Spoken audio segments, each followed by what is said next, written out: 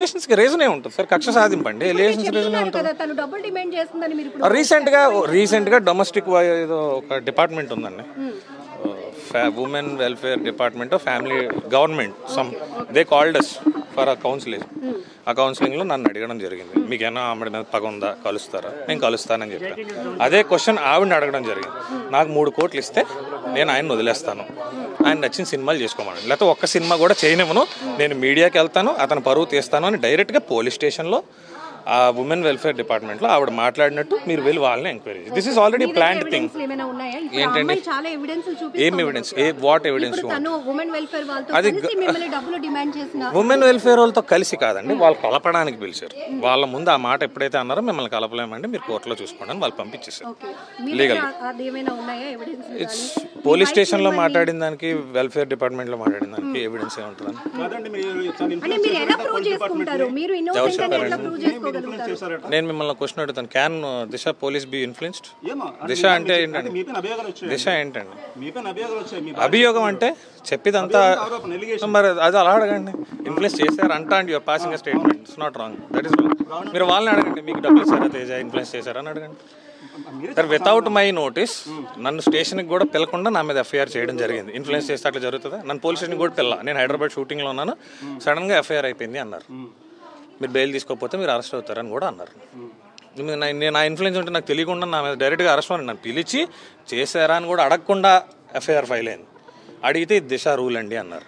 I don't no దిశ మరి rule. మీ ఇద్దరి మధ్య ఎందుకు గ్యాప్ వస్తుంది? ఎందుకంటే మీరు already love come arranged marriage అని నక్షత్ర జనరల్ వైఫ్ అండ్ హస్బెండ్స్ ఉండేదండి, అనుమానం గొడవపైన పోతుంటారు. అదే చెప్పాను. ఇప్పుడు ఒక భర్తను ఎవరు వీధికి ఎవరు డిసైడ్ అవ్వరు. సో దట్ మీరు ఎందుకు అనుకుంటున్నారు? మీ ఆస్పెక్ట్ లోనే 4 years బ్యాక్ విడిపోయామండి.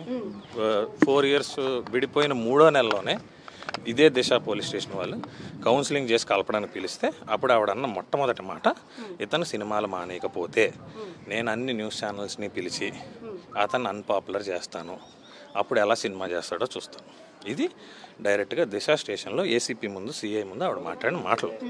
ఆ తర్వాత ఉమెన్ ఈ 4 years నుంచి ఆవిడ మాట్లాడుతున్న మాటలు ఇవే ఇప్పుడు చేసింది. అంతే. అంటే మీరు మ్యారేజ్ కి ముందు నుంచి కూడా మీరు సినీ ఫీల్డ్ లో ఉన్నారని ఆమెకి తెలుసని, ఆమె కూడా ఒక ఆడిషన్ లో వచ్చినప్పుడే, ఆమె ఆడిషన్ కాదండి, ఆమె నేను పరిచయం అవ్వకముందు మీరు నన్ను అడుగుతున్నారు, నేను మాట్లాడిన రిప్లై తీసుకుంటున్నాం. ఏం అడిగానండి? ఐమ్ సారీ, సినిమా గురించి అడిగారు. నేను నాకు మ్యారేజ్ అయ్యాక ఫస్ట్ మూవీ చేశానండి. రాణి గారి బంగ్లా అని ఫస్ట్ మూవీ, రష్మి హీరోయిన్. ఆ సినిమా చేశాను నేను. ఆవిడ నాకు కనీసం పరిచయం అవ్వకముందు ఆవిడ 2 సినిమాలు చేశాను. రామానాయుడు గారి బ్యానర్లో నవదీప్ హీరోగా ముగ్గురు అనే సినిమాలో ఆవిడ యాక్ట్ చేసింది ఆల్రెడీ. She is an actress. And నేను యాక్ట్రెస్ అవ్వడం కూడా రీజన్ ఆవిడ. నేను గవర్నమెంట్ జాబ్స్ రాసుకుంటున్నాను. She loved me. నాకు జాబ్ లేదు, మా ఇంట్లో పెళ్లి చేయనన్నారు. దే ఫోర్స్డ్ అస్. వచ్చారు. నేను ఏదో చిన్న చిత్క బిజినెస్ చేసుకుంటా ఉండేవాడిని, కష్టపడి రాసుకున్నాను, గవర్నమెంట్ జాబ్ కొట్టాను నేవీలో.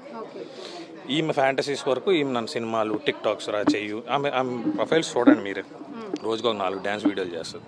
ఇప్పుడు ఏడుస్తున్న ఈమె లాస్ట్ మంత్ దుబాయ్, ఈమె కూతురు దుబాయ్ వెళ్ళి కాంపిటీషన్స్ చేసి వచ్చారు.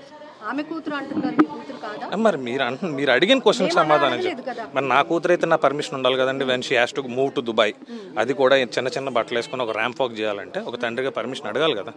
When you're asking for the school fees, when you're asking for the maintenance, why shouldn't you ask my permission when you're going abroad? అడగాలి కదా. అట్లీస్ట్ పాస్పోర్ట్లు, వీసాలు ఎలా ఇచ్చారో ఫాదర్ సిగ్నేచర్ లేకుండా ఐ డోంట్ నో, దాన్ని ఏం మ్యానిపులేట్ చేస్తారు? Because I don't sign in.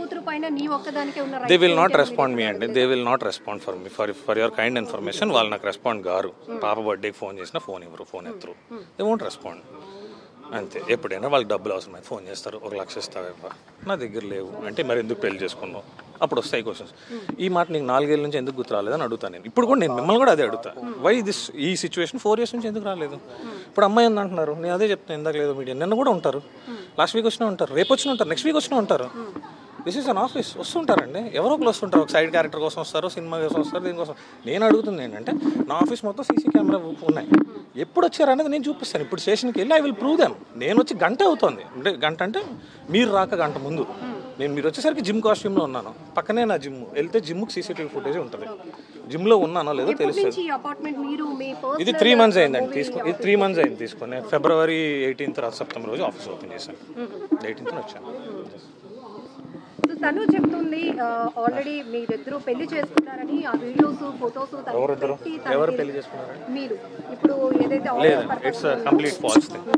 It's complete falls thing. నాకు ఎటువంటి మ్యారేజ్ అవ్వలేదు. అయితే I'm ready for any legal prosecution. So ఇప్పుడు మీ భార్య నక్షత్ర ఆరోపిస్తున్న ఆరోపణలు ఏది వాస్తవం కాదు అంటారా? కాదండి, 100% అందులో పెళ్ళి అయింది, పాప పుట్టింది వరకు నిజం, మిగిలిందంతా ఫాల్స్ ఎలిగేషన్స్ ఫాల్స్ ఉంటేనే కదండి బ్లాక్మెయిల్ చేయగలం మనిషి. నిజం ఉంటే ఎలా బ్లాక్మెయిల్ చేస్తాం? ఇప్పుడు నా రూమ్లోకి వచ్చి నా కార్కి కూడా దాచేశారు. అప్పుడు even go to the police. Sir నా పేరు నక్షత్ర సార్. నేను వైజాగ్లో ఉంటాను. నా భర్త వెంకట సాయి తేజ. మాకు 2015లో మ్యారేజ్ అయింది సార్. పాప